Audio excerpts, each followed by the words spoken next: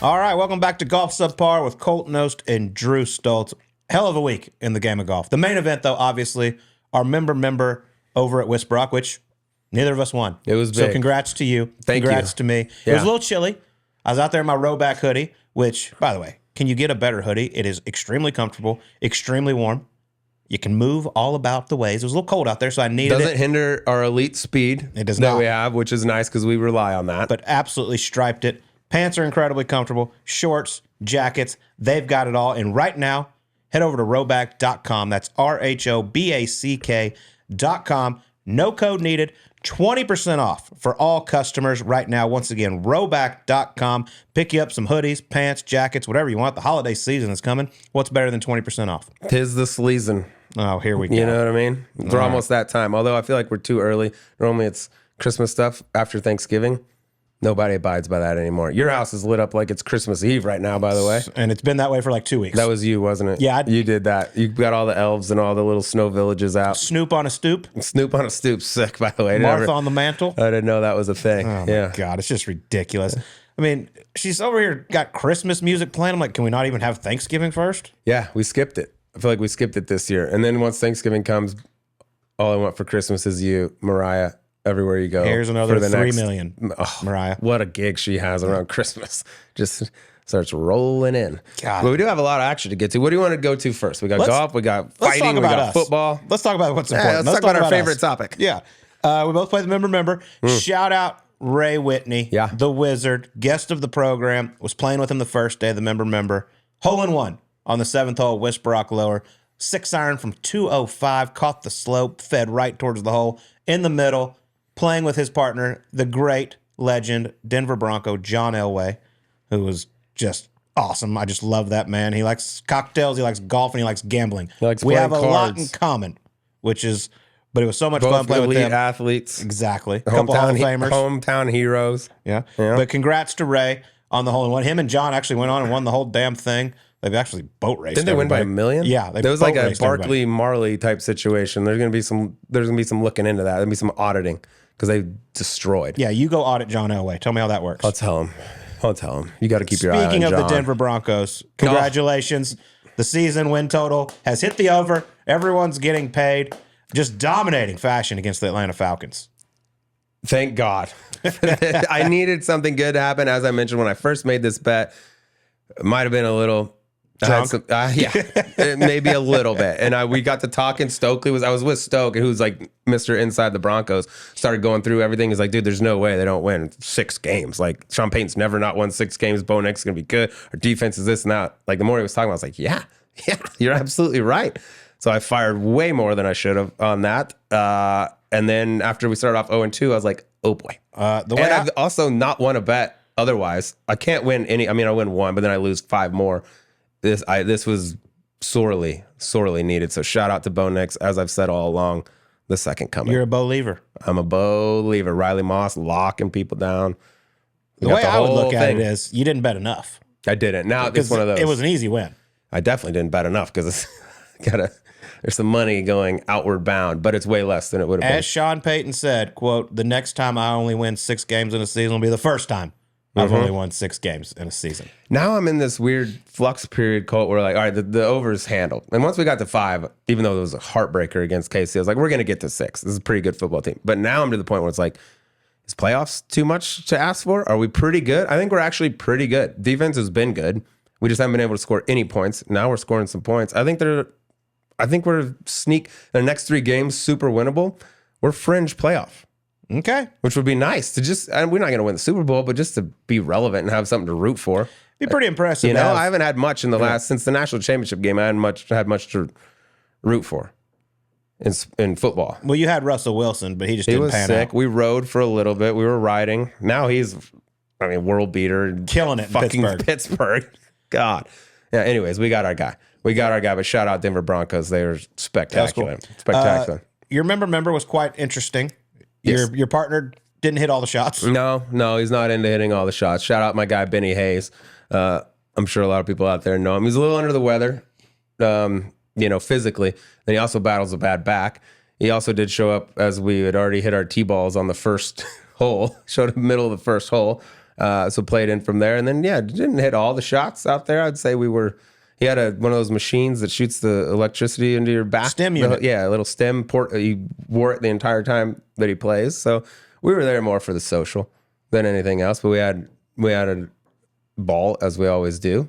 And then he rallied that night somehow and played cards for 12 hours. A little under the weather. Jordan had the flu and scored 40. Exactly. This wasn't a Jordan flu game. They're not going to be writing any stories about what we did out there at the member. But it was a hell of a good time. I'll tell you what, the first day though, dude, I'm not a long hitter, but I'm not a short hitter. Swinging like 111 miles an hour pretty much every single time. Sick flex. That's not that fast. That's not that great. Especially it wasn't really that great against these guys that I played in the first round. Wyndham Clark was in the group. You know how far he hits it. He might not have been the longest guy in the group. Trey Kidd, new member, played college golf, 6'4", monster, hitting it out there. Alberto Sanchez, our guest this week's caddy. David Puig's caddy, smashes it. He and also can hit it on another planet. He can't. But the first like 9, it was I was like, dude, what's all this I hear? You don't hit it. And then the few showed up. But it still goes. And then Hayden Wood, who's playing second stage Q school this week. It was not the longest, but he pretty damn long.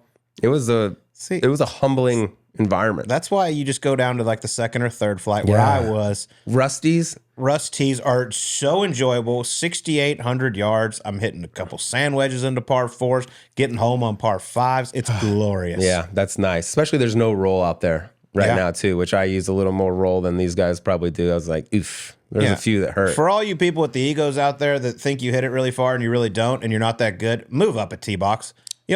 I tell my guys that I gamble with all the time, Stowe, if you're listening, why do we play the back tees? We don't hit it far. We're hitting 5-iron or hybrid into every hole. That's not fun. I did that for 12 years of professional golf. I want to hit some wedges, damn it. And how many times have you walked off a golf course where you're like, that was cool, but it was just too easy? Yeah. I just made too many birdies today. I'd like to make fewer birdies. Why don't we move it back? Why don't we make this game a little bit harder? Playing off's fun as hell. I don't really like chipping. And that's like these guys I'm playing with, that's how it is from 73 for them. They're still hitting irons and everything, wedges into everything else. I mean, it's like, if you want to feel like they feel, just moving on up. Moving on up. I like it. We had a good time. Didn't win any trophies, but to be expected. But it was awesome. Shout out Whisperock for putting on a great event.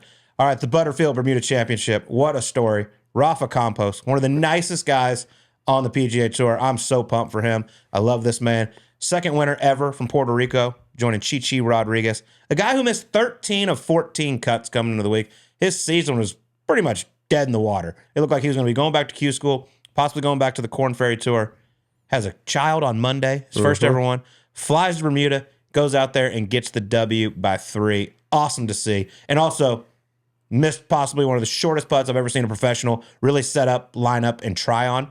It might have been a foot there on the 14th hole. Not possibly. If you can find one shorter than that, where the guy actually tried, I'd like to see it. That was as soon as that happened, I was like, oh boy, we got to get this thing to the house. Yeah. But he did it. Props to him. And by the way, you mentioned his kid on Monday. I had a good buddy who a lot of alternates are getting in this thing. In Cabo, they went way down the list, and guys just couldn't make it to Cabo in time once they found out. Well, I had a friend of mine who's from Florida who ended up being like first alternate. It was Wednesday. He sent a text to Rafa. It was like, hey, dude, no, you just had a baby on Monday. Are you still planning on playing? All this type of stuff. Rafa was like, yeah, dude, I am going to play. I kind of have to play. Mm-hmm. I don't want to, but I'm going to play. And he's like, okay, cool. I was just checking. Thanks for the note. Also, go win that thing this week. And Rafa replies to him, ha, ha, ha, ha, ha, ha, ha. That would be nice. Yeah. Not a lot of confidence. 13 out of 14 missed cuts. You're not like, yeah, this is probably my week to go win. And by God, he goes out and does it. Yeah, and you saw how much it meant to him. Very emotional. I thought he looked kind of emotional walking off the 18th tee. Like he had a 2-shot lead, knew he had a really good chance of getting it done, and then just let it all out there on Sunday. Says it's the best week of his life between having the kid, becoming a father, and then winning on the PGA Tour, which is a lifelong dream for him. Has changed his career, has changed his life. Now, 2-year exemption. Yeah. He'll be heading down Magnolia Lane, playing in his first Masters, PGA Championship, Players, going to Maui. I mean, it's all coming together. Really cool to see. Love stories like that. And that's what these fall events do. They give guys like that who maybe haven't had the best of season, can go out there in 1 week, can change their life. Yeah, I mean, they don't get in any of the signature events. These guys off the Korn Ferry Tour. Rafa was 30th last year. On the nose. It looked like he wouldn't get his card for a while. Now he's a winner on the PGA Tour. By the way, the fourth guy off the Korn Ferry Tour, from last year to win on the PGA Tour this year. And the fall season's kind of become their time because with the way the signature events work, None of them are getting in those. Then the guys that are just outside of getting in those events don't skip any of the other tournaments because they need events to play in. So you kind of comes down, like if you can handle your card as a rookie prior to the fall series and just be like locked up, you played some damn good golf. It's just this is kind of like a sprint to the finish for him. One event left. Our man Joel Damon sits 124 right now. Needs a good week at the RSM Classic to keep his card. Wesley Bryan is the man on the bubble. Henrik Norlander's first guy out right now. But other news in the world of golf. Over on the LPGA Tour, Nelly Korda picks up her 7th win of the season over at the Annika. Made 5 straight birdies on the back 9. Just a monster season for her. Congratulations to her, as well as Brittany Lincecum, who just wrapped up a 20-year career on the LPGA Tour, has announced her retirement. Her dad caddied for her on the final hole, came under the ropes. Really cool scene there, and then her whole family greeted her. But congrats to Brittany on a great career. 8 wins, 2 majors, 6 Solheim Cup appearances. Really special. And then DP World Tour, Rory McIlroy doing Rory McIlroy things. Just wins another race to Dubai. His 6th, ties Seve for 2nd all-time. Just trails Colin Montgomery by 2, but 4 wins for him. It's been a wild year for Rory. Close calls at majors. Obviously, the stuff off the golf course, but cool to see him get that win. His family was there. Poppy, his daughter, held up 6 fingers for his 6th title. It was a really cool picture, but awesome to see him get another win down there. He's really fast when it comes to racing to Dubai. You know what I mean? Even on years where you think it's like, oh, it's not that great of a year for Rory, he seems to win the thing. Wins it all the time. That trophy, too, by the way. Big one. It's a big boy. Luckily, he's got some space. But yeah, I think this year will be remembered as a year of close calls for Rory. But, you know, you could see what that one meant to him over there. And yeah, like I said, like that's just how good he is. Even on years where we're like, wasn't his best year, let some get away. He still wins that thing, which is, you know, the ultimate goal for a lot of those guys. I wouldn't say it is for Rory, but he still wins it anyways. Yep. And he'll probably pass Colin Montgomery here in a few years for most Order of Merit titles. Colin Montgomery. He was I liked watching him golf his ball. Nice ball striker. Yeah. Pleasant. All man, right. Also. Well, speaking of good ball strikers, our guest this week, up and comer, just 22 years old. Sleazy was born in 2002. Hurts. It's painful. I mean, that's just ridiculous. Absolutely ridiculous. ridiculous. We were just hitting our prime. But this man smashes it. He's making a name for himself over on the LIV Tour. Went to Arizona State, just down the road here. He is a hell of a talent. Been playing a lot of golf with him lately. Love this kid. Here's David Puig on Golf Subpar.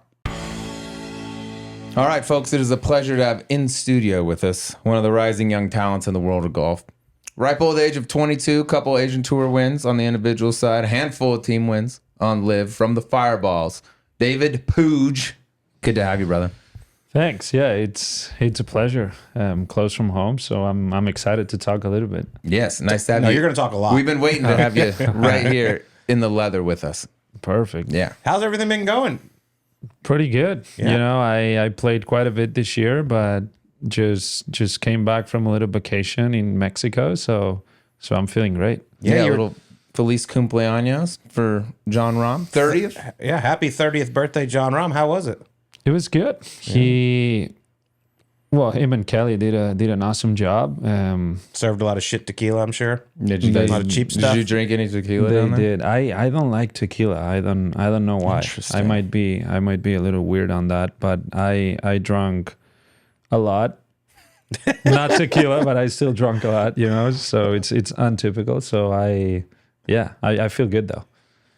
I saw a video. I think it was on your Instagram. Maybe you guys were at El Dorado baseball field. I saw you taking some swings. Excuse me, Chilena, who hit the most home runs out there. Did everybody do it? Yes. The best was McMurray, John's friend. Oh yeah. It's called. His name is John McMurray. I think he played basketball, if I'm not wrong. I thought he played hockey, but I guess he played basketball. He's a good athlete. He smashes it. It was unbelievable. He probably hit like 20 home runs. But John did pretty well. Did he get it out? I thought Alberto, my caddy, was going to do better because he always talks about, you know, how good he was growing up playing baseball and the Dodgers and all that. But he did all right. Nothing crazy. But John was pretty solid. I was not great, but I made contact a lot of times, which was pretty good. It's good for a golfer. Golf swings and baseball swings don't go hand in hand. Yeah. No, not good for the golf swing at all. Not great. Obviously, Spanish, Jon Rahm. Was he kind of one of the guys you looked up to, or was it even more like, was it Sergio, guys like that, Jose Marie? Obviously, I don't think Jose Marie was probably still really playing when you were born, since you were born in 2001. Good God. That hurts. That hurts. I mean, probably Sergio and John were the two biggest names. I definitely watched Sergio when I was growing up more. I remember following him when he won the Masters in 2017, and then John started playing really well, so I looked up after him. I think he was one of the names that for sure helped me make that decision of going to ASU. So I would say both. Yeah, I want to ask about the ASU thing because I talked to Coach Thurman, and he said he went over there to recruit, and you were actually hurt at the time when he went to Spain. And you weren't really even sure if you were going to go to college.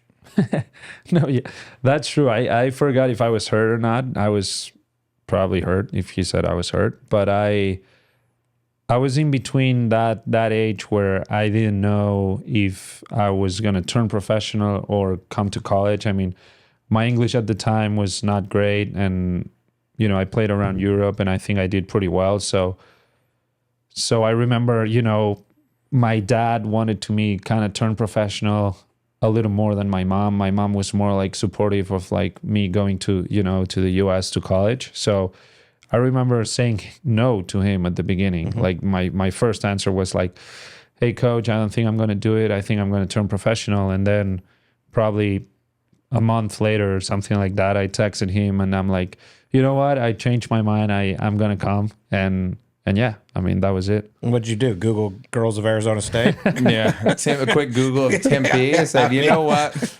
Although Spain's probably not too bad in that front, I would think. It's not, but I had a girlfriend at the time where I'm still dating the same girl. So that wasn't on my mind. I just, I talked to some other people and we just thought that going to the US was a better decision, and I'm glad I made it. Yeah, it was a very good decision. I got to ask one thing that Coach also told me, because you and I have played quite a bit of golf together lately. You hit the absolute shit out of the ball. I mean, you smash it. He told me when you showed up in Tempe as a freshman that you hit it about 260 off the tee. I don't know if 260, but I for sure wasn't very long. Well, you've gained 80 yards. Yeah, I mean, I don't know if 80 again, but probably like 50 yards. I probably gained 50 yards. Don't ask me how, because I'm still pretty thin, And yeah, and how do you do it? I need some secrets here. Was it like gym work and stuff? Was it like a conscious decision of like? Well, of course, you get bigger, but I guess that's pretty drastic. I guess I just like worked out more, just trying to, stretch more and maybe some like physio work, and I guess that all together just helped me, as well as with some swing changes, helped me just to hit it farther. I mean, you're cruising, I'm guessing, around 185 ball speed. Yeah. I think you're I looked at it as like fourth or fifth longest on LIV, but there's a couple guys that, smash it out there. 320 average basically for you. No, yeah. I don't look at stats that often, but when I played these 3 European Tour events, I looked at driving distance and strokes gain off the tee, and I was like on top on like the 3 events pretty much. I was first in like Spain and the Dunhill Links with like guys like John and Rory and these players. I mean, I was one of the farthest, but at the same time, I was the one that gained more strokes off the tee. So, I mean, I'm doing the right things. Yeah, I showed up to college hitting at 260, and now I hit at 250. It's great. Exactly. I mean, Rahm's one of the best drivers in the world since he came out, basically. And I can remember distinctly, not too long ago, he came in, was at the Rock, was talking to him, just got done playing with you. He was like, I just saw the best driving I've ever seen in the history of golf. And that's from a guy that I think would be top 1 or 2 guys driving and overall driving in the last few years. No, yeah. That's nice. And Johnny's insane. What's the fastest you've ever gotten your ball speed up to? You know what? So not as fast. I mean, I probably cruise at like 185, but my max is probably 190, which, I mean, it's obviously good, but I don't think I have that like super extra gear where I can get to like 200. I could probably get to like 190. But I mean, it's still 190. So how was it coming over here? Because it had to be a little overwhelming coming from Spain. Like you said, didn't speak much English. Heard your driver was actually broken when you showed up in Tempe. No, yeah. I mean, so I thought my English was actually pretty good because, I mean, in Spain, my grades were pretty good in the, when we did like English classes and lessons and all that. So I'm like, man, I got to be pretty good at that, right? And I got here and, these like trash talking and like talking to, my teammates and words like dude or these like slang or whatever that I never, we never even heard in Spain about it. So I was pretty lost and I was a little shy, but I guess I just, got better throughout the years because it wasn't great at the beginning for sure. How long does it take to feel like you can go into any environment, any setting, and communicate without problems from the time when you got over here? Is that a year? Is that years? Well, it was weird because we got COVID. I came in January and we got COVID. So I was only in school for like 2 months. And then I got back to Spain for like 6 months. So when I got back, I was pretty much the same, So it probably took me a couple of years to like feel better. But I mean, I had Alex Del Rey at the time who spoke very good English, obviously, and he speaks Spanish. And also, my teammates kind of understood what, how I spoke and what I was trying to say and stuff like that. So it wasn't that tough, but for me to get kind of relaxed when I was talking, it probably took me 2 years. Was it one of your best buddies or roommates? Was he like from Montana or Wyoming? Riggs, yeah. Yeah, where's he from? Montana. Montana. Yeah. LIV, Montana. I guess there's like, I don't know how many people live there, but not many. But he's great, man. He's actually playing on the Cusco on the DP tour. Okay. He's like 7th. I guess tomorrow is the last. Didn't they get rained out like a day or something? It gets rained out today, yeah. So they're finishing tomorrow and he's like 7th. So good. So hopefully he gets his card, yeah. That's beautiful. That's a good way to learn it. Rahm learned it. I think he said like rap music was like a huge thing for him. Yeah. I was like, that'd be a tough way to get introduced to English. Like, here's Lil Wayne, go get him. Yeah, I love that. You were the first college player to sign with LIV. Take us through like that process. What was it like, and what was the reaction from some people? I mean, it was a tough decision at the time, for sure. First, because LIV didn't even start, so I was kind of looking through like social media and internet and all that, and I mean, no one knew what was gonna happen, but I talked with my parents and with my team, and we just thought that making that decision was the best for us, and yeah, I mean, reactions weren't good at all. I mean, at the beginning, I think they announced it when we were playing nationals, like the second day of nationals or something like that. So it was weird timing for sure because ASU was doing good, obviously, and it was just a weird timing. But yeah, I mean, my team and obviously the ASU guys and coaches and all, all my friends got it well. But there was just some reactions from people like, who is this guy, or we're never gonna know him, or this guy sucks, LIV sucks, all that through social media. But hopefully, it obviously got better, but hopefully it keeps getting better in the future. Yeah. Have you noticed it getting better? Because I mean, that was like when it first was announced. That was like when the peak tension, I feel like, between like PGA Tour and LIV. It's been a few years now. Obviously, we got the merger hopefully coming at some point. Have you noticed just like a softening from fans or on social media? No, yeah, for sure. I mean, there's a softening for sure. I think Bryson is doing a good job too with, I guess everybody. And obviously there's some guys that played well in majors like Brooks and John and Bryson himself. So yeah, it's for sure getting a lot better. I personally don't know anything about the merger, so I don't know if it's going to get better or not. But at least the fans, I think they're just starting to realize that we're just not bad people or anything like that. We're just playing somewhere else. Yeah. What's your time for a while? What's your time been like? Because you played 4 major championships.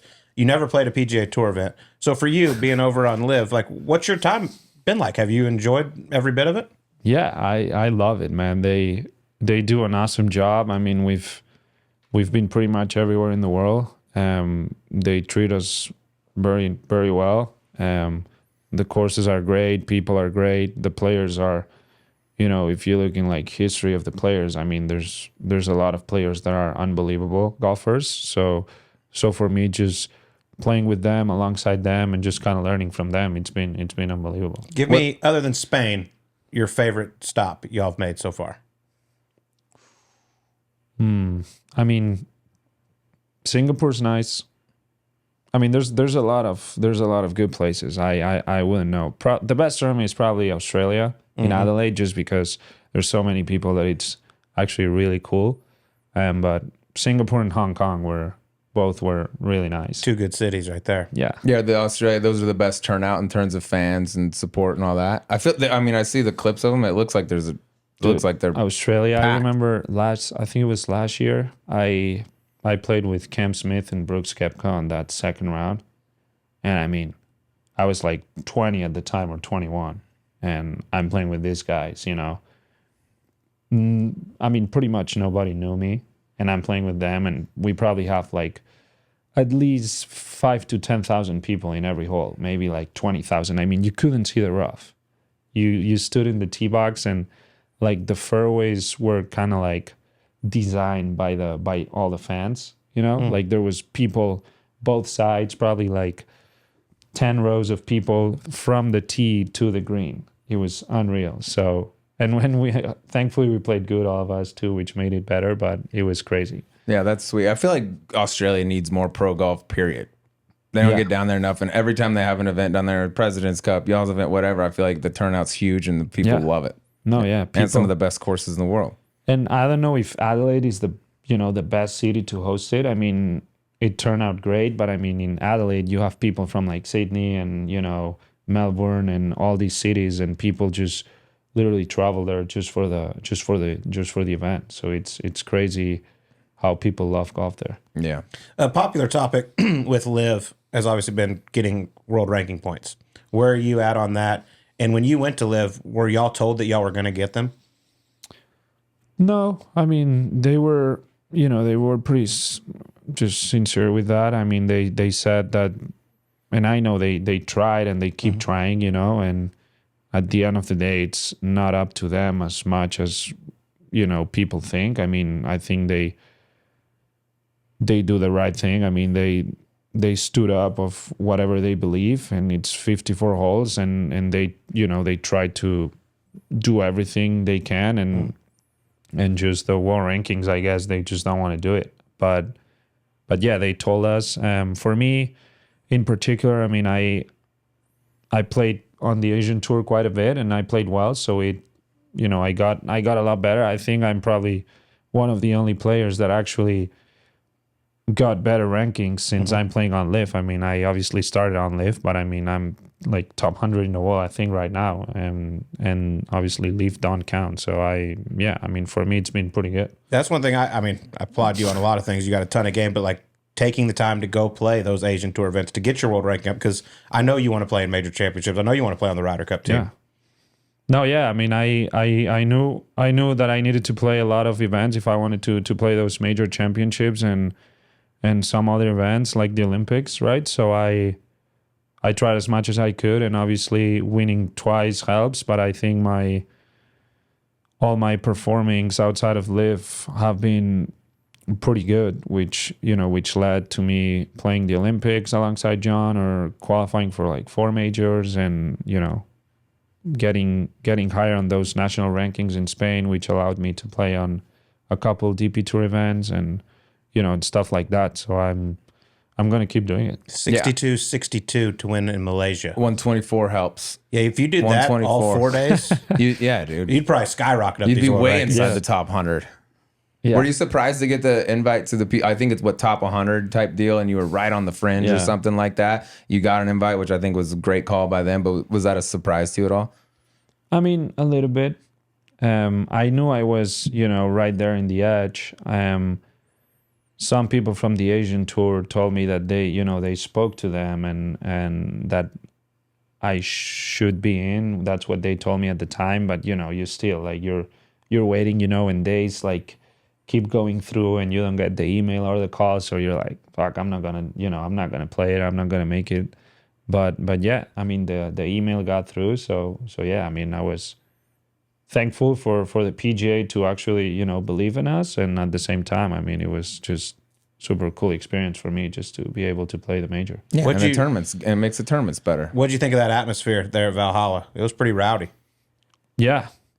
No, yeah. I mean, I didn't play very good, but the course itself and just all the fans, I mean, it was great. And another thing, like you're one of the guys, some guys on LIV don't go play like US Open sectional. You played your way in and stuff. I just find that like shocking. I don't think it's fair right now the way it's done, and I think it will change. But if that's like the only avenue, I don't understand why more guys, maybe they're burnt out or been playing so long they don't care anymore. But it feels like, dude, this is, if you want majors, there's still a chance. You can still get in them. Yeah, I mean, I don't know. I don't know what to say. I mean, every player is different. I guess some players maybe think they deserve it to go, which, I mean, I would agree with some players, right, that they deserve it. But at the same time, I mean, if you have the option, for me, if I have the option, I'm just going to try and take an opportunity out of that option, right? So that's what I've been doing these last 2 years, and it worked pretty well. Yeah, I've done a hell of a job with it. Hell of a job. I believe the only major you haven't played is the Masters. Yeah. How important is that to you? And have you ever been to Augusta National? I've been to the entrance. I played the tournament at Sage Valley back in the day, and I remember driving to the entrance. But I mean, obviously you couldn't see anything, just the Magnolia Lane. You should have just turned left and gone on in. Just knock. Yeah. Hey guys, I'm here. just want to check it out real quick. No, it was. We were there in the entrance, but obviously everything was closed. But no, that was my only time, and yeah, would love to play the Masters. Hey, John, Sergio, Jose Marie, maybe talk to the committee. Yeah, maybe just knowing maybe a get a guy. little special invite over here. Good call. Yeah. Cool thing you got to do this year, brought up earlier, the Olympics. How was that? Oh, did you stay in the village? Like, did you go to other events? Well, just that experience as a whole, how was it? It was great until I reached the last 4 holes, but the first 68 holes, they were pretty good. The experience was great. I mean, we didn't stay in the village. I stayed with John, closer to the course, but we went to the village, I think once, and we tried to go watch some tennis and some sports, but it was actually like super difficult to get like tickets and Really? yeah. As an athlete, I feel like you should get to go wherever you want. There were some like sporting events that maybe was easier, but like we tried to like go watch tennis. Like I remember texting to like Carlos Alcaraz manager because Sergio is like good friends with him, and like they even told us like they weren't even allowed to go watch because there was so many people that. So I guess I don't know. We were staying like 10 minutes from like the French Open courts. That's where they were playing, and we couldn't even go watch. So we just watch a lot of TV. Me and John, like we literally watch probably every sport. Like we were watching like boxing and kayaking and like ping pong and all that. It's me and John in the couch, just literally cheering for all the Spanish guys. But yeah, we just didn't watch it live. But it was a good experience. Ping pong is sick. They're so good. It's ridiculous. It might be the most impressive shit in the whole Olympics. It's crazy. Golfers are great ping pong players, historically, as a whole. Good hand-eye and all that. You can take the bet. You couldn't return a serve. No chance you win. Not one serve. Yeah, it's awesome watching, and they're like sweating. They swing at it 120 miles an hour and hit it 7 feet. I'm like, it's ridiculous. When it gets to going like the slams and the dude returning, it's 22 feet off the table, hitting it back. So cool. That stuff's sweet. All right, Badminton is sweet. Let me ask you this: other than golf, if you could compete in one Olympic sport, what would it be? I think I'd be pretty good at like track and field. Oh God, but like, running? That sounds awful. But like not 100 meters. I don't have a chance in 100 meters, but maybe like 1500, No, you're a long distance guy. Maybe. Stamina. Yeah. Are you a tennis guy? I mean, you got Nadal. I'm sure Nadal was a guy you loved growing up. Now you got Alcaraz. For sure, yeah. I love watching tennis. My serve is just too bad, man. I can't serve. So you do play though? I played quite a bit. I haven't played in a while, but my serve is just not good. I heard you really keep your cool on the tennis court. No. I mean, I don't even keep it on the golf course, so I just keep it on the tennis court. But I love tennis. My serve is just too bad, man. Yeah, I haven't played tennis in a long. You get into pickleball. I was watching. It's a lot easier. I was watching your Instagram the other day, and I saw your bio that says like, what does it say? Something about pickleball. There's something about pickleball in there, probably. Yeah, I'm obsessed with it. Are you I love good, it. or are you just? I mean, we play the same To him, guys. yes, he's good. I think I'm pretty fucking good. Yeah.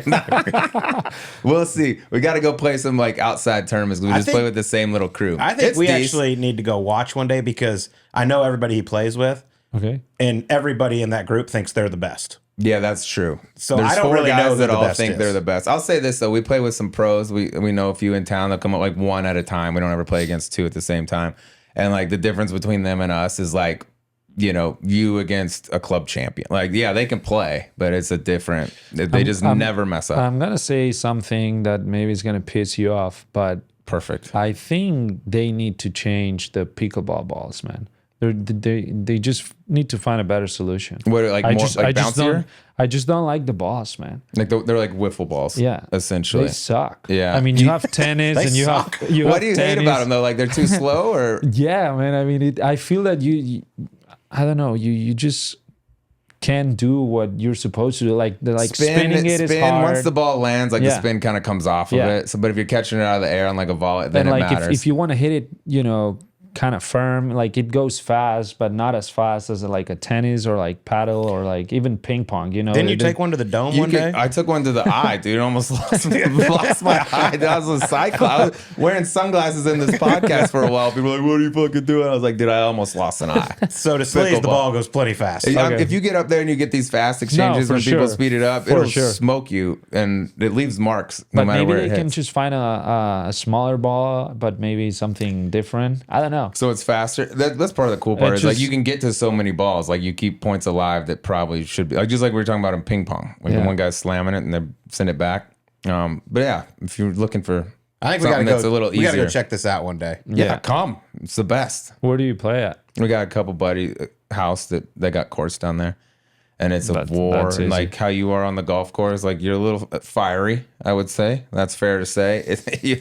You'll feel right at home. There's paddle breaking and throwing. Dude, and it's so fun. Yeah, I lose it. I remember Coach Therms has one at his house, and we used to like go play with the team, and I just lose it. I need to bring at least like 2 or 3 rackets, you know, Yeah, we have because extras just for that reason. The first one disappears in like 5 minutes. Like Yeah. I get so pissed. They break pretty easy too. We've got like a graveyard of paddles over there. Like, yep, that was Thursday. Who breaks the most in y'all's group? Probably me. Really? I throw it the most, whether it breaks. I have been, for whatever. I'm not a club slammer, club breaker. I don't freak out on stuff. I'm pretty like chill most of the, whatever reason, dude. That pickle, I fucking lose my brain when we how lose. about mini golf, dude? I lose it.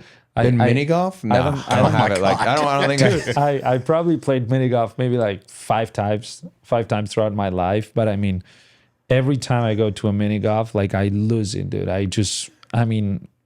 I don't break the putter just because I think, fuck, if you 'Cause it's break not it, yours? yeah, if you break it, you'll need to go in the shop and like, you know, with your face, like, you'll need to. What pay is it? for I hate that fucking clown. Yeah. Trevino was not impressed with that. Oh, so good. Mark, go ahead and write this down. Our next YouTube video is mini golf with David Puig. Oh yeah, that'd be fun. We are gonna go do that. And you can't bring your own putter. You got to use No, a little you gotta use theirs. rubber-headed piece of shit that they got. Yeah, that there's would a lot- actually be fun. We got Pop Stroke here. We got the Puttery. We got all kinds of places. We got indoor a lot of places to go. options Yeah. on that. Maybe we do a little Olympics day. We'll do pickleball into putt. right. That'd be fun actually to get like a competitive real players. These guys playing putt. We could commentate that. I'm in That'd on be this. sick. Yeah, This will be but great. I went with Sergio and Abe and someone else in Singapore. We were staying at the hotel wherever, and there was this like mini golf literally next to the course. So we went one night, and I mean, obviously these guys at the same time they want to play like wolf on a mini golf. You know, you have this freaking hole. It's Yeah. like this, and you're putting for like $400. You know, my mind is like, holy shit! If I don't make this, I'm gonna lose $400 in this freaking mini golf hole. But you know, then you miss it, and I see myself just throwing the pars, and they're so strict there. I mean, you can't do anything in Singapore. You know, like because if you do something bad, like it feels like you're just breaking laws. You know. Yeah. but there's like flowers flying and like the pottery's flying, and I mean I look at myself, I'm like, what are you doing, man? I don't know if I like it more that you get pissed or that y'all professional golfers in Singapore like, what do you want to do? Let's go play putt-putt. Yeah. Well, I love that you can't do But it. you don't get enough golf. Puig is forced to withdraw because he got in trouble at mini golf last night. He's actually being detained in a Singapore prison for breaking the windmill. You joined at Whisperock Oh, that's good. like a little over a year ago, 2 years ago? January, actually. Yeah. Okay, yeah. So Yeah, you knew. so not even a year ago. Started playing in the games. You actually have been playing a lot with an NBA legend, Dan Marley. Okay, Thunder. At what point did you realize like who Dan Marley is? I don't think I even realized it. You still don't know? Yeah. Still, that's it. No. I haven't watched him play or anything, so I haven't followed him or anything like that. So I would probably need to do that. But yeah, I mean, I don't really care if he was that good or not. I mean, he's just a nice guy, so I just love playing with him. He's not that nice. He was He done is by to the me, time you man. were born, so it's a little, it's forgivable. I told you we were playing the other day, and he's like, the Olympians will take y'all on. And you were like, you're an Olympian? In what? Old man. He's the best. There's though. another guy named Charles Barkley. Well, you'll see him. I He know also him. played basketball. Yeah, I know him. Oh, that's Do you beautiful. watch? Like, are you into American sports? I know you're a Barcelona guy, right? Yeah. For soccer. Have you gotten into any American sports? I mean, I watched the last game of the World Series for baseball, Yeah. which I thought it was pretty cool. Yeah, it was. That was a hell of That was a yeah. great World Series, and I don't care about baseball. Just at the all. Yankees, they just fucked it up, man. They were winning. They were winning like well said. 5-0, and they just They yeah. just I don't they know what just happened. fucking Yeah, but- gagged it. but yeah, I followed that, and we went to the first NBA game like 2 weeks ago. How'd you like it? The Lakers Suns. It was cool. Yeah. Yeah. How big are those dudes? It's ridiculous. Did you go with John? No, Oh, you should go to his seats. I know. You get an appreciation.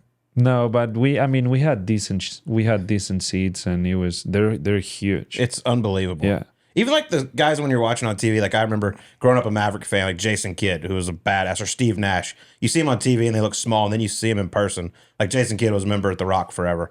And I'm like, good Lord, you are huge. Yes, I mean even Thunder.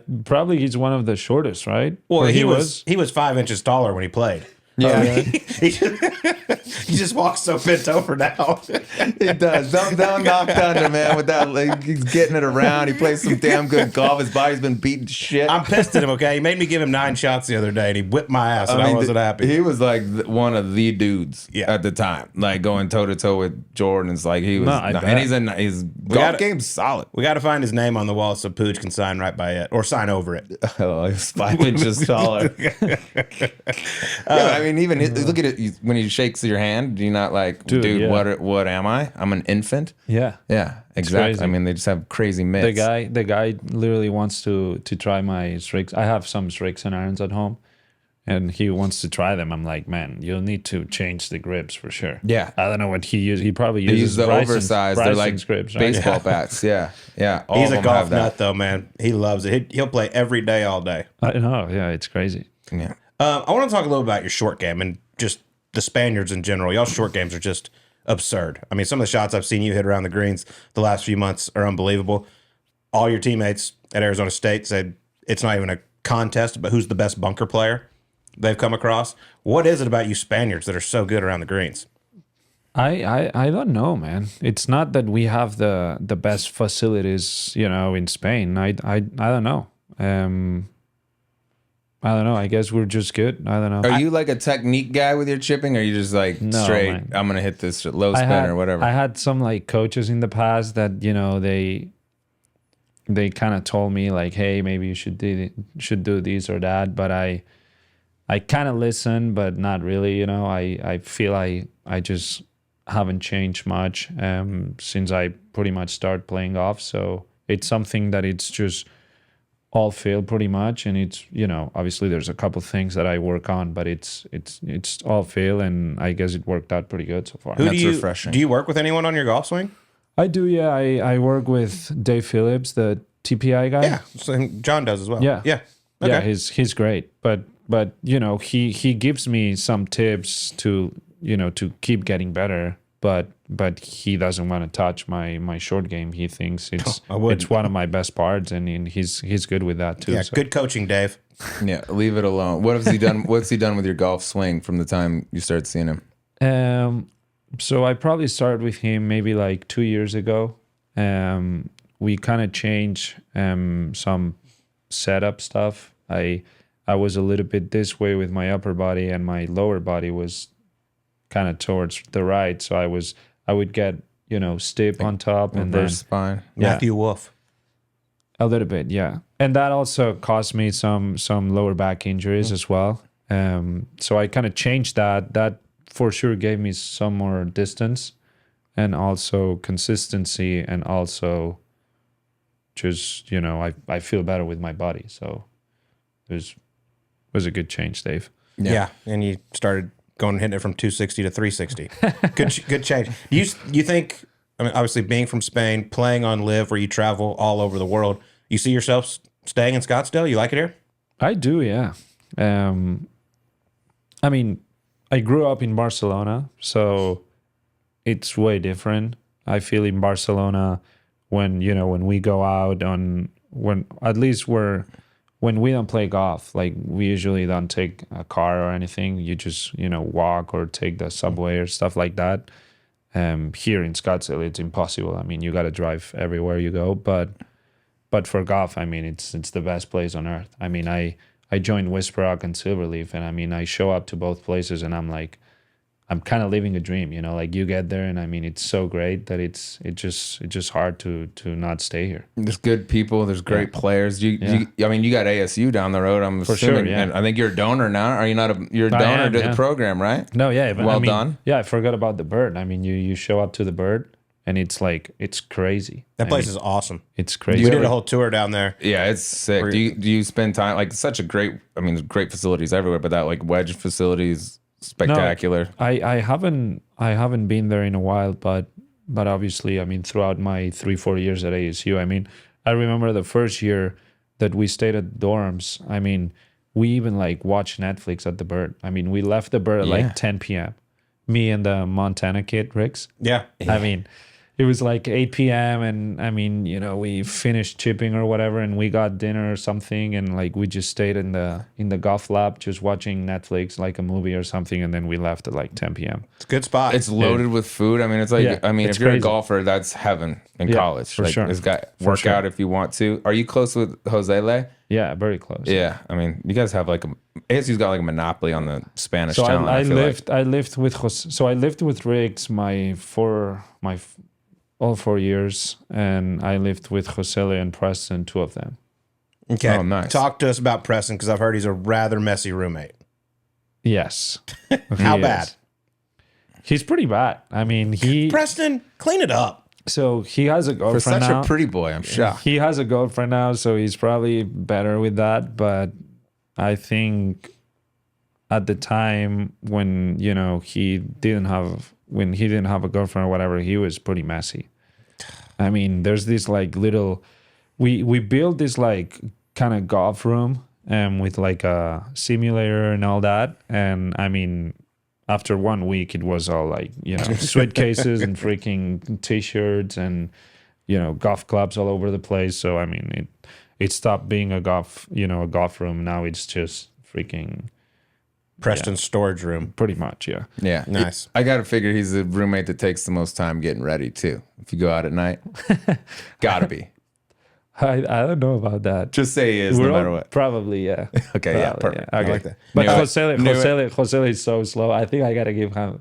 I gotta give him that to Josele. Josele is the slowest guy to get ready ever. He feels like the most. We had him in here after we won the AM. He feels like the most mellow of the Spaniards that I've come across. Yeah, like you know what I mean, in terms of like temperament out there. He's a very like laid back vibe. Yeah, but he's just always late. I feel like he's always late. Yeah, like late, and then he's just he's like super chill. Like he doesn't have any like, he's just like slow and goes to places, and he's like slow, and you gotta wait for him, and pisses me off. Steps up on the tee and fucking smashes it. Yes. God, 190 ball speed. It's absurd. You guys got to be pretty comfortable though, aren't you? Off the tee. Who gets who? He's longer. He's longer. Is he? Than God, me. Yeah. He's a specimen. He's got pretty decent genes. Yeah. Yeah. He's strong. I will say one thing that Coach brought up that he is very proud of, and you should be as well. The fact that you ended up graduating Arizona State while you're on LIV, man, that's pretty awesome. How did you just do everything online? I did, yeah, for a year.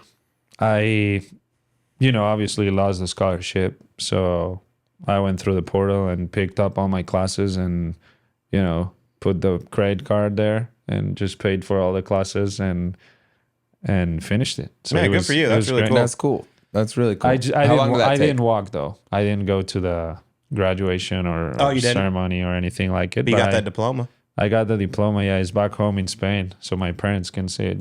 When they're How long did it take you to do all those like online to get it done? Just the extra year. I was doing fine, so I just finished it. It was pretty easy, but I did it, so it was great. Harvard of the West is easy. They just gave it to me. No, man, but I did communication online at ASU. Like, it's not that I was, like studying 4 hours a day. I was just doing whatever I need, but it was. You got a degree, The world needs communicators. Yeah. And now we got another one. Yeah. You got a degree. That's something to be proud of. Let's get to the E9 here. All right, we asked this to everyone. You can be somebody else for a day. Anyone in the world at any moment in time. Who would it be? Wow. I don't know, man. I got to think about that. I would like to be maybe like Rafa Nadal now that you guys mentioned him. Just like being him on like a finals at a French Open or something like that, when he's playing like the match and he's going to win, and like you're him and you kind of play the match and then the ceremony and all that. I think it'd be pretty cool. You got to get good at like pulling your shirt, scratching your nose, and grabbing your junk every time. Wedgie. Yeah. You got to pick a wedgie. Yeah, maybe that's what's wrong with your serve in tennis. Yeah. You don't grab your ass before you do it. Yeah. Do you do that on pickleball or no? I think I'm going to start. now that I remember Nadal does it, I think I'm going to start doing it. Yeah. I'm normally not wearing underwear. Just kidding. Good God. All right. First one, we talked a little bit about the Spanish temperament. There are some iconic tempers on LIV. Like, I would say the elite, which you're squarely in the mix, by the way, but I need the David Puig top 3 tempers on LIV. Henrik Stenson got to be up there. God, yes. I love the guy, man. That's a sneaky one. People don't realize. realize. I would not have had that on the list. He's got to be the first one for me. Does he lose his mind? I've got some great Henrik stories. Really? It makes me like him even more. Yeah. He's the best, man. And he's hilarious. He's the best. So do you want me to get into like detail here with the stories? Oh, if you got a story, yeah, I'd love to hear one. We're playing in, where's that? In like, I think it's like Riyadh or something. It's not a LIV event. It's like an Asian Tour event. And like he's kind of thinking about this shot and like grabs the 7-iron and like pulls it a little bit, goes in the water, and he just grabs it and tomahawks it. And there's this like microphone, probably like 20 yards, and hits the microphone, and the microphone explodes and his club breaks at the same time. Hell yeah. So he just walks and grabs it and whatever. And like on the next hole, I thought I hit a good driver. I walked into the fairway and I couldn't see my ball. So we started looking for it and I lost it. So I went back to the tee, whatever. So, it was just chaos for like 2 holes for both of us. But there's more stories, but he's the best, man. Henrik is the first for me. And then, I don't know, man. The other players, I feel that they're, at least on my team. Sergio is a different golfer. Mm-hmm. Like, I obviously saw videos from him in the past, when he threw the shoe or all the, I think there's one when he's in the bunker. Yeah. That was in Saudi. Yeah. Yeah. And like in Sagres, I guess someone said something and he like turned, he's had a few. Yeah. But now he's great, man. He doesn't get that pissed. What about Tyrrell? Yeah, Where does he rank? I thought that would be a layup for him. Tyrrell, yeah. I just love the guy too. Yeah. I forgot about him. He's great, man. But he gets pretty dicey, but I can't stop laughing when he says all that, like you're standing next to him and he's saying all these things and you're like next to him and I'm like, fuck, I love this, man. We had him. Yeah, it's different kind of freak out, but it's awesome. When he was playing the Byron Nelson on the PGA Tour a couple years ago, and we had a set on 17, myself and Amanda Balionis, and he came and sat with us, and we're like going back and forth questions. Amanda's like, Tiro, how about you call some golf here? Call this next shot. And he was kind of caught off guard, and it was so bad. It was comical, like him trying to call a shot. So the next day I have his group, and I'm with him, and he has like this 20-footer for eagle, and he leaves it 3 feet short and right, goes up, taps it in. He comes walking over to me. He goes, that putt was almost as bad as my fucking commentary yesterday. I was like, this is my favorite guy to follow. By the way, he's so good. And then he'll just lose it at any moment. It's fantastic. Dude, we're playing with him in Vegas this year. It's the last day. I mean, the weather was so bad. I mean, it was blowing like 30 miles an hour. I mean, it was pretty bad. And like, he's like 10th at the time, or like 8th or 9th. Like, he's playing pretty good, you know, and he hits this one like 10 yards to the right. And like, he looks at me and Alberto, and he's like, that's the worst I swung a club in the last 8 years. And the guy was like, you know, probably like 10 under par at the time or whatever. I'm like, dude, what are you talking about? You know? Yeah. I literally visit every piece of rough this golf course has. You're literally in the right fairway. center of the fairway. Yeah, you just miss one little right and you say that. I mean, I'm like, but Alberto loves it too. So he's great. All right. Same kind of thing as far as the temper. We're going to put you, Henrik Stenson, and Tyrrell most likely to break a club during a casual round of golf. We can throw John in there too if you want. I think it'd be pretty tied between me and Stenson, and maybe John. I've been with John when he's done it during a casual round of golf. Yeah. I mean, I don't know if break a club, but like there's for sure some club throws on in that group for sure. Okay, tomorrow when we play, I need you to throw some more. Unless you're my partner, and then don't miss hit a shot. Okay, that's my advice. All right. Yeah, that'll be a good group. All right, I'm gonna give you a golf one here. Categories are that follows. Okay, you got driver, irons, short game, putting. Build me the best Spanish golfer ever. I mean, driving between Sergio and John. Yeah, it's that's like a tricky. crazy, man. I have what I think. I mean, statistics, it's probably Johnny's better, but like when Sergio's on, I mean, he's crazy. But John, I think John is a little longer now, so I'm gonna take him. Okay, John driving, irons. Olazabal is gonna be Olazabal. Gotta be. I mean, Yeah, short game's gotta be savvy, and putting probably Olazabal again. I mean, he was a good putter. I didn't know the putter, but John rolls it pretty nice too. Yeah, I spent 2 hours one day with Jose Marie in Reno at the short game area, and he was like helping me and just watching him hit shots. Yeah, people can't do what he can do with his hands. It's just ridiculous. No, yeah, I agree. What a nice man he is. Putting, I don't know if there's someone else that actually puts it really well. I mean, Johnny's great. Sergio has been putting great this year. Yeah, he has. He had a great year. Finished third. Like, Yeah. crazy turned around that putter. All right.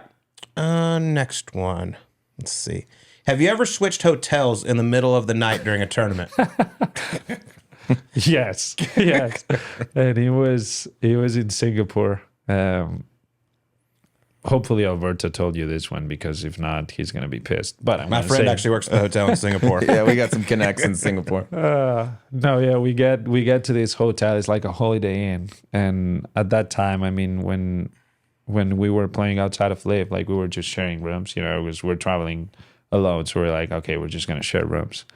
But it got to that point in Singapore where, you know, the room was pretty small, and he just fell asleep before I did. So, I mean, the guy is snoring out of his mind, man. I mean, I'm there, like, I put earplugs in and they don't work. So I put my AirPods and, like, I just put them on, and, like, this Spotify turns on, and I'm, like, starting to, like, listening to, like, rap or something at, like, literally, like, max volume. And it's, like, 10 at night, and I'm like, holy shit. So then I take them off, and I mean, I just couldn't do it anymore. So I literally wake up, and I grab my backpack, and I walk downstairs, and I ask for an extra room. Like, hey, can you please give me another room? Like, I can't do it anymore. And they're like, sorry, sir, but we are fully booked. So I'm like, no way, I gotta go back to that. So I walk outside, and I see this hotel like 100 yards away, and I'm like, dude, this is my time. So I walked there, and thankfully they had a room. So I'm like, yeah, put me in for 6 nights. I'm going to be here for the next 6 nights because and the guy's just literally watching me with a backpack, and I'm telling him at the time that I'm staying for 6 nights. He's probably thinking, well, I mean, how many, Yeah, right. You don't have clothes. He's like, this guy doesn't have underwear. But yeah, I did it. I text Alberto, and I'm like, hey man, you're good, but I'm just, just so you know, like when you wake up, I'm not gonna be there. Don't freak out, I'm just at the hotel next door. And I guess he just read that message at like 2 a.m. Yeah. And like he wears like glasses, so like he can't see anything. I guess he walked to the bathroom like slowly just to try to not make noise or anything, and he comes back and like he grabs his phone and like sees this message from me, and he's probably thinking this guy's literally 3 feet from me right now. And I guess he turned on the lights and I wasn't there, and I don't know. And we ended up winning the tournament. Yeah, you were leading by 9 going into Sunday. So it worked out okay. After that, we're like, okay, we're never going to share rooms We don't together. have to room together ever again. Yeah, so that was the last time. Yeah. That's good. I'm with you on the snoring thing. I can't do it. Props to you, by the way. You could have easily just gone over and like smacked him and be like, dude, you're too loud. You got to go. You got to figure. I'm trying to get some sleep. You could, but you packed up your shit, walked down to the hotel. Yeah. What a guy. That's what I do to my wife. Just smack her and say, stop it. Shut up. Yeah. Trying to sleep over here. You're only allowed to fall asleep after I do. Yeah. I'll tell you when. All right, my next one. What gets under your skin more? Losing money on the golf course to a guy who cleans teeth for a living, or hearing "Let's go Puig" as you're hitting a shot? Losing to a dentist is tough. Yeah. I heard the Puig stuff sets you off a little bit. A little bit, just because, they should know my last name, by now. I mean, it's not that I won like 5 majors, but I mean, it's Puig. It's not that tough. But anyways, probably the dentist. Yeah, I mean, I still get Puig. I mean, if you haven't seen the last name ever, I mean, you say Puig. I mean, you're going to say Puig, right? It's Puig. That'll whatever. change. Yeah. Give it time. That fucking dentist, though. He probably calls you Puig too. He does, but I like the guy. I mean, I just obviously hate losing to him, but I mean, he's nice. So. How about he's the the pars greatest. that guy makes?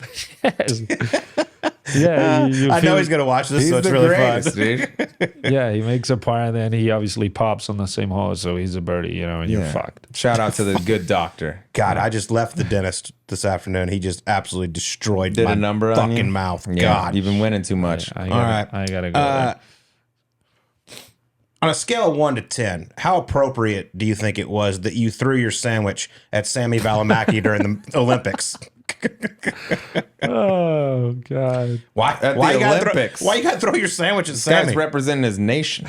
It was, Trying to golf. I was so ashamed, man. I couldn't play for the next 4 holes. I'm like, what just happened, But I'm playing pretty well. I'm playing pretty good, and I'm like 4 or 5 under, and I get to the 13th of LIV Golf National. I don't know if you guys remember the hole or not. It's There's like, water. There's probably I'm guessing. water on it. Yeah. It's like this short par 4 that kind of goes to the right. Rory hit that like 6 shot from that downhill. I don't know if you remember that or whatever. I hit in the freaking right lake 3 days out of the 4 days I played, but that was the second or third day, and I hit in the lake, and I drop and I make a bogey. So I get to the next tee box and I put there, and it's a par 5, so I'm like, come on, hit the fairway, and hopefully you get it back. And I hit in the right rough, and I'm like, I'm so pissed at that moment. I'm like losing it. I'm starting to like think about, how can you make a bogey and then you miss the fairway and whatever. And Alberto hands me this like sandwich. It's like, yeah, man, it's just time to eat,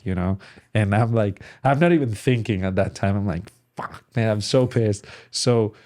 So I grab the sandwich, man, and I just throw it. But because I wasn't thinking, like I throw it over like Sami Valimaki's head, and and this like the guy's trying to prepare for his shot. He's not over the ball, but like he's kind of walking towards it, and the sandwich was like lettuce, tomato, like it wasn't heavy. It wasn't like a PB&J or anything like that. So the sandwich is like literally flies over his head and like opens up, and like the tomato goes to one side and the bread just smashes like the board behind, but the lettuce obviously it's not heavy, so it literally dropped in front of his ball. there's like 200 people on the tee box too, you know, watching, and the people are probably thinking like, you know, what just happened. But Sammy, like, he for sure saw the lettuce, but I mean, he didn't even like walked out or like looked at me or anything. He just was there and just striped it, you know. And while we're walking, like, I'm like, hey man, I'm sorry, and he was just laughing. So I guess it was. That's beautiful. Yeah, That's a good dude. He was a good dude, yeah. But yeah, I was so ashamed, man. This is the old sandwich throwing. Dude, I was like, what did That's good. Yeah, what did I do? That is hilarious. I'm not gonna do it again. No, that's Okay, last one. You like to play little cards on the road. I've been told you like to go heads up Texas Hold'em against Sergio. Career earnings, who's getting the better of who? I mean, for the record, I've probably been to a casino maybe like twice in my life, so I don't gamble or anything like it. But yeah, I mean, we just play some poker when we're at home. Yeah. Or when we're playing tournaments. He's probably won more than I did. Yeah. But it's fun. That way, I mean, we respect play- your elders. We Yeah, play it's for smart. we play for $100, you know. It's Yeah, like, it's more like about the buying pride. it's though. $100 and you just play for fun. Him, Abe, the team manager, Andrew. So we just have fun. But Sergio is probably leading right now. It's a good idea to let the guy that owns the plane win. Yes. Just some advice. I fold. Yeah. Yeah. Time do we leave tomorrow? Yeah. All right, last one. All right, freshman year, you show up. Your classes were a little later than everybody else's, so you had to rush out to Silverleaf, where you're a member. Okay, there's quite a big group around the first tee that included Jon Rahm and Pat Perez. Can you please describe your first tee shot at Silverleaf? Okay, so we are. Okay. we had a team practice the day before, and we're just doing this like driver thing, and mine broke, like the face broke. So I grabbed Therm's driver, a ping driver he had at the time. So I started to hit it. I'm like, okay, it's pretty good. So I brought it with me to Silverleaf. But yeah, we showed up to the first tee, and obviously I see John and Pat, and I didn't even know they were there. So I'm like, holy shit, are we playing with these guys? You know, I haven't met John yet, so it's not like now that I see John and you're like, hey man, how are you? So yeah, I was pretty nervous. I didn't hit any balls or anything like it. So I show up to the first tee, and I remember I snap hooked it like left of those bunkers there. It was in play, but yeah, it was pretty bad. I got some interesting information because I was told you topped it. Nah. It went at least 250 for sure. Oh, that's not a top. So you smashed you it just hooked as a freshman. you fucking smashed crushed it. Well, maybe like 240, but I mean, it was on grass, short of the desert. Oh, but I that's mean, nothing. I reached the green in two with a mid iron, and I made par. So Yeah, it wasn't that easy. I bad. thought it was like when I first heard, I was like, oh, it had to be a 3-wood God, because everyone tops 3 I woods. heard you topped it. I could just see Pat looking at Therm and being like, oh, really? This is the guy we But they- recruited to come over here? They probably didn't tell you who the sixth guy was. It was Ben Herman. Oh, Yeah. yeah. So that's it a was- friendly entry. It was Ben, John, and Pat, and then it was three of us. And obviously, I saw Ben with like the flip flops and whatever he was doing, and I'm like, He was holy dressed sh- nice that I'm day. like, who is this guy? With a cigar at that time? He smoked cigars. I'm like, who is this guy? You know, I love this guy. I mean, I was there, like, man. I did hear you went on to shoot 64 that day and beat everyone's ass. I don't know. I forgot about that, but I think it was fun. Yeah, we had a great day. That's beautiful. Well, man, this has been so much fun. It's been really good getting to know you over the last year and playing some golf with you. Absolutely slapping me around most of the time. But looking forward to doing it again. Yeah. Appreciate you, Pooja. Thanks for making the time, brother. Thanks, You're the guys. You got it. All right, that was David Puig joining us on Golf Subpar.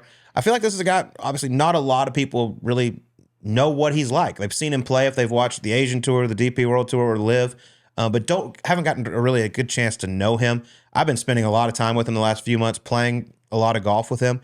Great kid, super talented. I love him. Sneaky funny.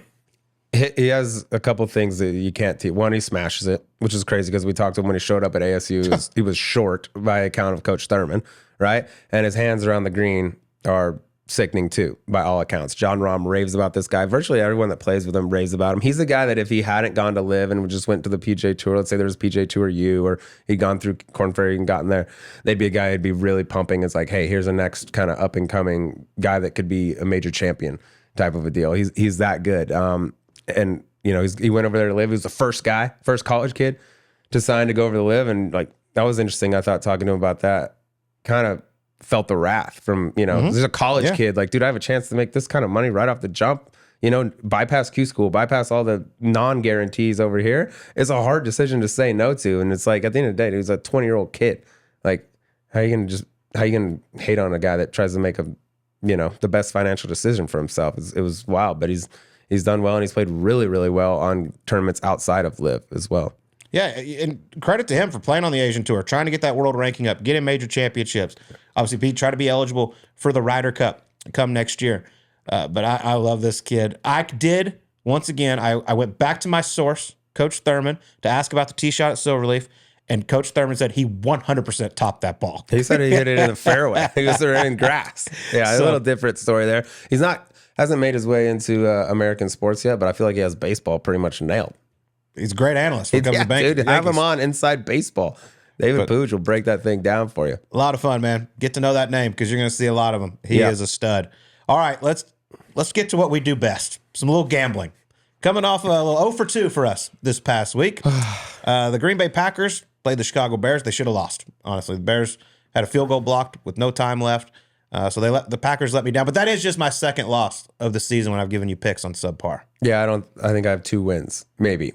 Oregon had them go into Wisconsin, winning that thing easily. And I joked at the end, might be a good time to take Wisconsin money line. Damn near would have worked. Yeah. Wisconsin kept it close. I lose again.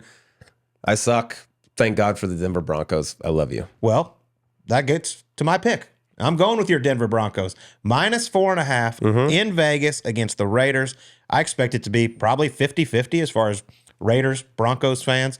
Bo Nix, I'm a Bo Lever. Coach Sean Payton, they're rolling. It's just 4.5. The Raiders aren't that good. They're not scoring. It's a rivalry game. They do not like each other. But, hey, let's keep this thing going. Give me the Broncos -4.5. I like that. Let's keep this going. Like I said, those next 3, very winnable. And then things change dramatically after that. All right, Denver Broncos for you.